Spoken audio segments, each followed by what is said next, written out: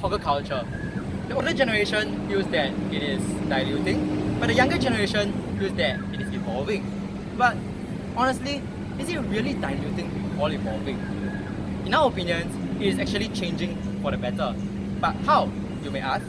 So in this video, we will be showing you how hawker culture, hawker food, hawker centers are changing to suit to the taste buds of the newer generation.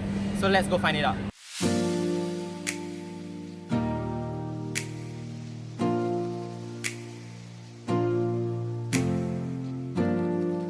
So right now we are at Golden Mile Food Centre trying Burps by Project Warong. Project Warong Private Limited is a company created by 3 young chefs who wants to make a change to the Singapore halal culinary scene. Burps is the first outlet created by Project Warong here at Golden Mile. At Burps, they serve quality gourmet burgers at an affordable price to accommodate the growing needs of the quality halal burgers here in Singapore. So we got a total of 2 burgers with us today. So we have a classic and we have the Tokyo Fried Chicken Burger. So without further ado, let's try the classic first. So the burger is made up of all beef patty with also cheese and caramelized onion inside. The fried shallots in the burger, right? I think they kind of give like a local touch. You know, like in Chinese cuisine, everything we eat like 炒饭 and stuff like that, they will put like those fried onions. Just feel that something is familiar. So now we're going to try the Tokyo Fried Chicken Burger. So basically, this burger consists of Japanese panko crusted fried chicken, drizzled with torikatsu sauce and sesame dressing. So how do you think that this store is like a representation of like our evolution of hawker centers throughout the years? Like most hawker western food in the past, they serve like those basics like chicken chop, pork chop, chicken cutlet, fish and chips and stuff like that. But you know, burgers used to be only served in like restaurants or fast food chains, and Burg shows us how these high quality gourmet burgers can actually be presented in a hawker center, and that it really brings the price down by a notch, but then it kind of gives us like a similar quality burger, which I think is what's so special about Burgs. Yeah, and also right, like as you can see, like the people working at Burgs, they are like youngsters like us, okay, maybe older than us, but like this is a new direction that many young people in like the new generation are taking. And like, I think it's a good thing. Like, you know, many people are talking about how our hawker culture is dying and stuff like that. So having able, like, if these changes can actually make this hawker culture continue, I think it is considered as a good change, and that, you know, these youth, like, they can also be the future of our hawker scene. Yeah, which is what we can see at such stores such as Burgs. Yep. And I think this can be like also like an encouragement to like our younger generation, because like they always see stalls in our hawker centers like those traditional fishbone noodle and stuff, but having such like modern type of food in our hawker center can make them realize that they can get good food and good modern food in hawker centers as well. So it can also change their perspective of the hawker centers. You know, these burgers, they are like a change to the scene, I guess. So I guess that's how, you know, this hawker culture is changing.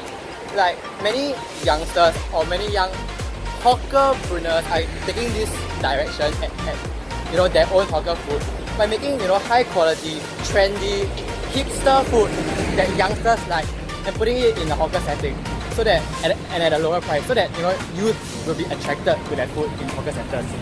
And I guess it is a good direction for our hawker food, since, like, you know, many people are saying that youth nowadays don't really, you know, go to these hawker centers to eat, I guess. Although it's like straying away from our like traditional food lah, but it's like just evolving for the different yeah. culture. But me, like different generations. generations. but me, I think the high quality part of it might be there.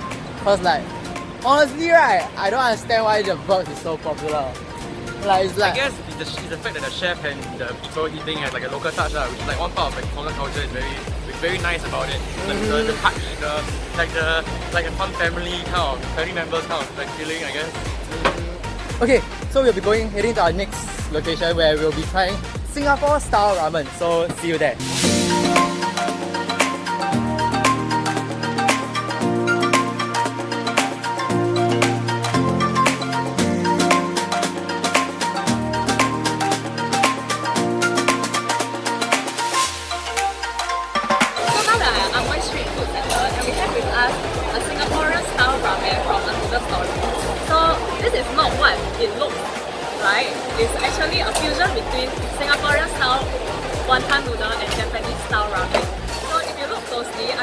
egg and stuff, there's actually wonton noodle and also wonton, which is the Singaporean traditional wonton mee. But there is also prawns and Japanese char siu, which you don't usually see in normal wonton mee, but it is all in one dish right now. This shows a fusion and a mix of different cultures, which is Japanese plus Singaporean. And this bowl of noodles that you can see here is actually $9, which is quite a hefty price for a bowl of hawker center noodles. Oh my god, it really tastes like ramen. One like, you eat the time it's like ramen, but then you feel that time it's like wonton noodle. It's actually mentioned in the reviews that the char siu actually comes from Spain and has been cooked in the water bath for 36 hours. So I kind of feel that the preparation works and then the quality ingredients used for this dish is actually justifiable for this $9 price tag. What they're trying to do here is to, make like it's really about fusion. It's really about how the Japanese style ramen and the wonton noodle actually come together, and I think it's quite a success. But of course, like when we like fusion with other stuff, it's like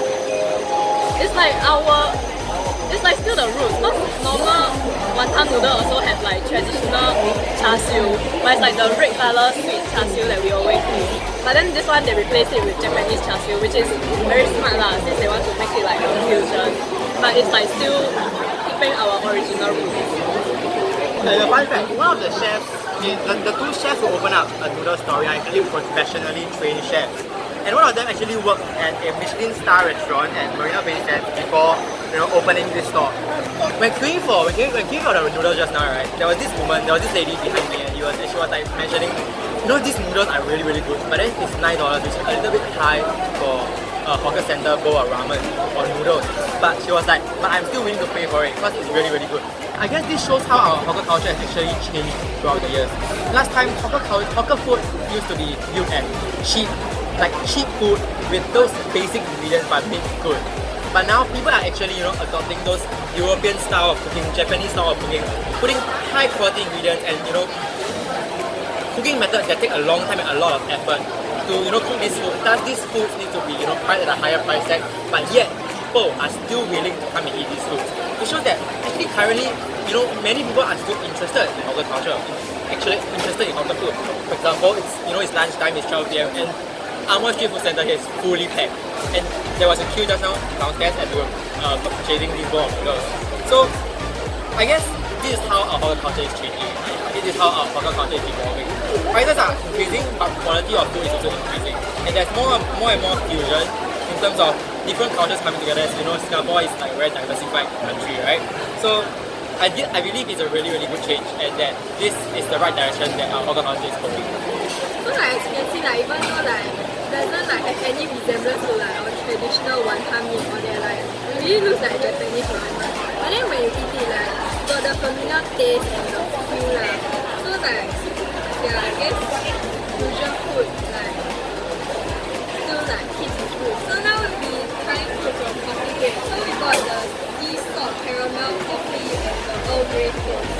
So basically coffee break they use traditional methods to make coffee, like they roast the coffee beans with margarine and sugar before they infuse the coffee stock, and then they make the coffee and they infuse like flavors such as sea salt caramel, black sesame, taro milk to make these coffees. So let's try it. The coffee really has the traditional coffee aroma in a way. But meanwhile, you can also taste the sea salt, the caramel part of it. So I guess it's quite a good blend between traditional coffee and then those modern sweeter tastes or flavors. Yeah. I think it's good. Like there's like a tinge of caramel. Like it's not overpowering. We also got the Earl Grey toast. Oh. I saw this when I saw the cream inside, I thought it was just cream and like the bread was flavored as Earl Grey. But the cream is actually the Earl Grey thing. The Earl Grey cream. As you can see here, right, there are huge chunks of there's a huge layer of the Earl Grey cream and a huge layer of butter. I think it's a really good thing. And then like the butter and the toast, those traditional, butter and toast you can get from like stores like Akun and Wang and stuff like that. But beyond the Earl Grey, right, like what we say about coffee is like this modern touch. This modern touch this modern flavor that it makes it, I feel like it's better. I feel like it's like, not like something better, but something really different. And something that suits the palate of youngsters more. And like the traditional way of eating this type of toast in the hawker centers is actually like this, like a layer of butter and a layer of kaya. But now they are like changing up the kaya for like different flavors to have like more variety. But if you see from the store, they actually do sell the traditional kaya. So they want to keep like the traditional roots but still change it up so that more people can enjoy it as well. So adding on to what she said, like besides all these flavored coffees, coffee break also sells like the traditional kopi O, kopi C and all that. So I really feel like this is like a great example of traditional make modern. Like you know how all the younger generation nowadays, like they seek uniqueness and like varieties of things now. So like I like how they fuse like our traditional coffees with like these modern flavors that suit our taste now. And it's quite affordable compared to like other coffee places like Starbucks. I guess this is a way how our culture is evolving also. The youth are trying to, tap on the traditional methods of cooking and traditional food and make, have their own take on these traditional foods. And which will attract the attention of like other youth like us. And one of the ways that our hawker culture has been evolving throughout the years. Like all the flavors that they have, if we see the board lah, it's like cinnamon, sugar and like caramel, all those type of stuff, which is what youngsters like these days lah. Like if you go to the cafes, you will see all they sell is like caramel stuff. Yeah, so it's like to attract the youngsters, they also like think of all these flavors that youngsters are looking to, so that they can like make a twist to the traditional ways of making coffee. Since the theme is about evolving, right? I think you can see two types of evolving or changing from amateur hawker center. Like, firstly is the mix between cultures, fusion between cultures, which is from the noodle story where the Japanese culture mixes with the Singapore style wanton mee. Secondly will be coffee break, where the old and the new mix together. The youth try to adapt to what the traditional taste, traditional flavors are in terms of coffee, and then they try to improve on it. So it's also another type of fusion in a way, like olden traditional fusion with modern, and yeah. So we have learned, we can see. Yes. It's also great to see like youngsters coming taking over like the hawker centers and stuff. Like, cause many people say like, oh, the old generation like no one taking over the hawker center stores, and the whole generation like they all like pass on. Then these stores won't hawker center culture will disappear. So like, but it's very good to see that these like youths are taking over these stores and like trying to innovate and like continue the unique Singaporean culture. And also like now I also realized like the way she took our orders for coffee break, she was like using iPad, and like also there's like on the board there's like Instagram and Facebook plus. And like GrabPay and like Honest Bee and those delivery services. So that's like also showing how technology is also helping our hawker center to Evolve. evolve. Like we can like use all these new platforms to know more about hawker food, and it can also like attract more youngsters to continue the hawker culture in the future. We can see how like these platforms that were used to be only used for restaurants and fast food chains actually coming into place for hawker centers, like delivery. Yeah. It was only like what fast food thing, but now it has changed lah. It has been there's like Honest Bee, Foodpanda and stuff like that, where it also helps in a way of how our hawker culture is evolving and how to reach hawker food to a greater audience. Yeah. So now we'll be heading over to Chinatown Food Center to try the 1 Michelin star soya sauce chicken rice. It's the cheapest Michelin star in the world. Yeah, cheapest Michelin star meal in the world. So let's go. We're currently at Chinatown Food Complex trying Hawker Chan, which is commonly known as Liao Fan soya sauce chicken rice and noodle. So some of you may wonder, this is just a traditional plate of soya sauce chicken rice. How does it show like how we evolve or how hawker culture is evolving? But I'm quite sure most of you know that Hawker Chan is actually a hawker store that contains 1 Michelin star. And it is known as the cheapest Michelin star meal in the world. And after being awarded the Michelin star, right, fun fact, they now have 3 branches. One at Taipei, one somewhere around Chinatown, and one here, which is the original store. So without further ado, let's try.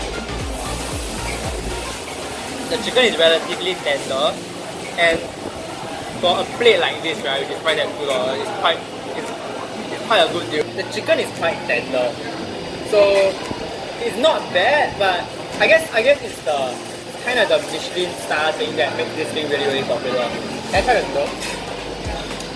The Hawker Chan, right, which is the creator or the chef of this chicken rice, I used to say that even though he has gotten the Michelin star, he still tries to continue to sell the food at the same price so that the elderly at this area can try it. And talking about Michelin, right, many food reviewers actually say that after Hawker Chan expanding, the quality of the chicken and the quality of the food increased a bit because Hawker Chan, if I'm not wrong, he's not in charge of cooking the chicken anymore. Now it's all, it's becoming a franchise now, and then it loses the authenticity and the original touch, which is what hawker food used to be. Someone feels that his food is good enough, so he decides to open a hawker store which has a lower rental, and then cook the food and sell to the other people, sell to the locals. So it's actually locals for the locals. Because it's like getting more Western influences. So like last time it's like just locals coming together and selling food together. But now it's like because of all these awards, they decide to expand their business and make franchises, not focusing on hawkers anymore. So it kind of loses their hawker culture also. And also like because all these franchises and Michelin is like worldwide known, so it will also attract more tourists. When they come to Singapore, they will want to try local dishes, but they choose to eat more Michelin star dishes. So in a way, like our hawker system is also attracting more tourists, which also loses the hawker culture of locals for locals. Okay, honestly, I'm quite proud that our hawker food can actually attract these big international awards like Michelin star. This really shows how hawker food is actually evolving. In terms of hawker food, right, some hawker foods are becoming bigger and bigger. I think like when we are attracting tourists, some may perceive it as like we are losing our hawker culture because it's not for the locals anymore. But actually, if we see it from another perspective, it could be a good thing also because like we are actually like expanding our culture and showing other foreigners about our culture as well. So it may not be a bad thing because we are like expanding our culture instead of it being diluting. It's like known to more people, and more people will come to Singapore to experience our hawker culture, and also more people will be more encouraged to work harder to earn this Michelin star so that they will be more well known in the hawker part in Singapore anymore. Michelin stars, this award kind of glorifies our hawker culture. Shows the world, like what he said, shows the world out there, shows foreigners out there what hawker food is about and how good hawker food is. Which, in my opinion, hawker culture is special to us Singaporeans, right? Which, in my opinion, it is a good way. It is a good thing that our food is recognized, and that should be something that we are proud about.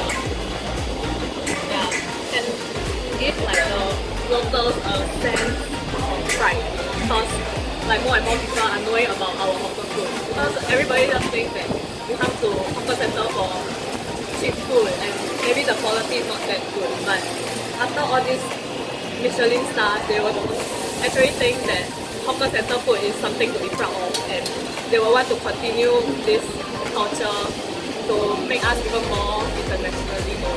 There's another Michelin star food called the Daiwa pork noodles, right?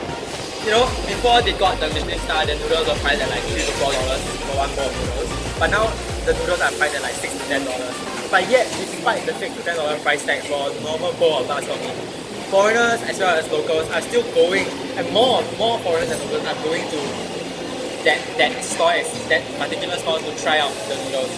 And there's two ways about it. As seen from Hawker Chan, he expanded his business to open up many other stores, or if not, they can increase the price. So which means they'll earn more money, but yet people are still interested. So although there is a side effect that locals like now need to pay more for the same food, but it's good for, I feel that it is good for the business owner, the chef, who work really hard. You know, because many people say that hawkers, they need to work very hard from like 6 a.m. in the morning to very late at night, and then they lose like a huge chunk of their life just doing their job. As they were saying, like this Michelin stars, like they are starting to like diversify it and like they're exploring hawker food as well. I feel like with these awards around, like it will encourage like more youth to like maybe change their perception about hawker food. Because usually Michelin stars like for restaurant food, then many youth think like, oh, I want to work at a restaurant because it's better and then it's not as good as hawker food lah. But now since they're like something for hawker food in their Michelin stars food, like you will see that hawker food isn't that bad and like there's some quality to it lah. So like maybe they'll be like more interested and they'll start exploring hawker food and maybe like take over some hawker stores in the future lah. So now we'll be heading to what is that called? Timber Plus, which is a modern youngster hawker center, to find out more about how hawker culture has been evolving. So let's go. For the last location we have here today, we are at Timber Plus. Do you guys know about the history of Timber Plus? No. It used to be this, you know, old-fashioned coffee shop situated here at Ayah Raja area, and it is usually visited by, you know, people near the industrial areas around here. But now they are trying to give a modern take to this, like, you know, these old coffee shops. So they, you know, redesigned this whole place and then, like, you know, make it like hipster and stuff like that. So and renamed it to Timber Plus. And that fun fact, you know, okay, so obviously with you know, old hawker centers, old coffee shops, right? There will be like those old stores, right? They're actually preserving those old stores. So many of those stores that were here before, you know, this change to Timber Plus are still here. So as you can see, there's a really good mix of modern youth hipster food and as well as old like traditional food such as mixed rice, ban mian, curry rice, prata and stuff like that. And also like not only the food that is being modernized here, but if you look around, like the atmosphere is very different from a normal hawker center, and like the environment is like much more clean and the designs are actually, it looks very modern like all the spray paint kind of design, and there are actually music and live performances daily over here, so it gives us a different atmosphere for the normal hawker centers that we know, which is just like a lot of people just going there to eat and maybe the environment can be quite dirty, so it's like a change to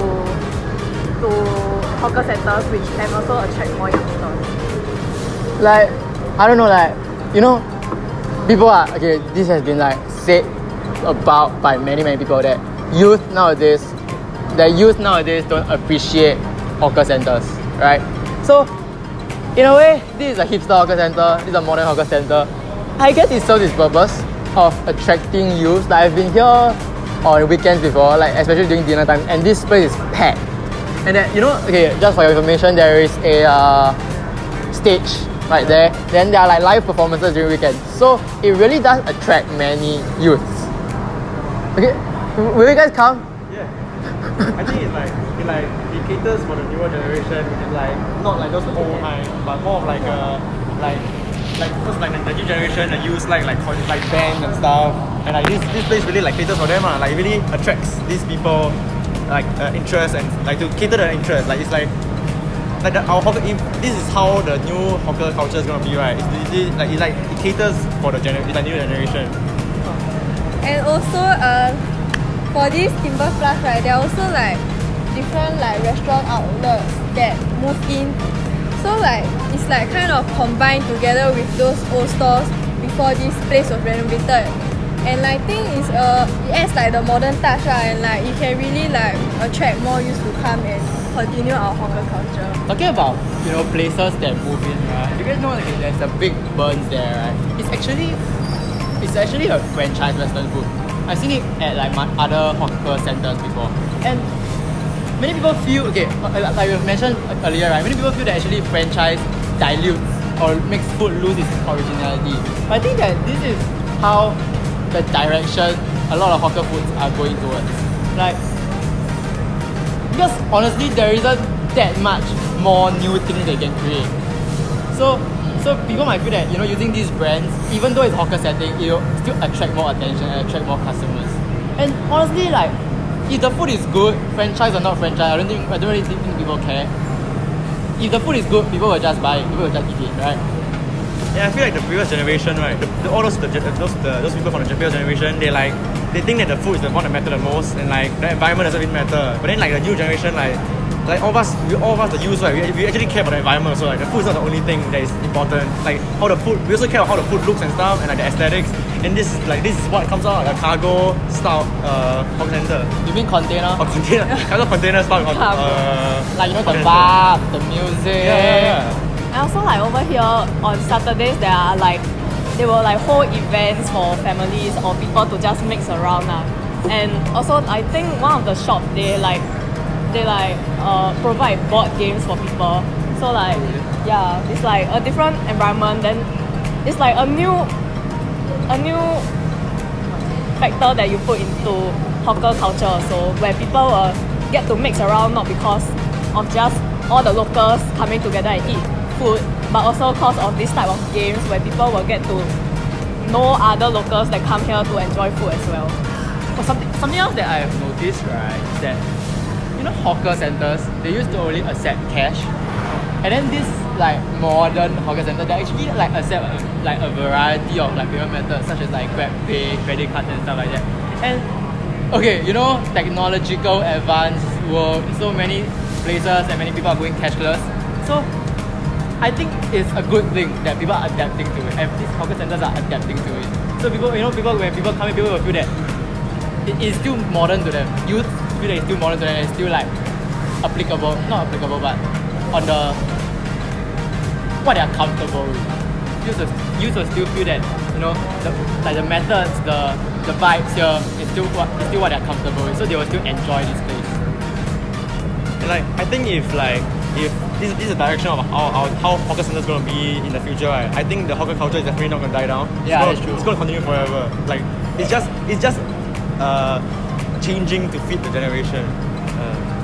And that's something that's widely discussed lah. Like people feel that with modernization, hawker culture is diluting. But I think sometimes, I mean, modernization it will come one day. It will come. So what we can do is only adapt to it, which is basically the concept of Timber Plaza. And it really shows how, like, I honestly feel that hawker culture will not die.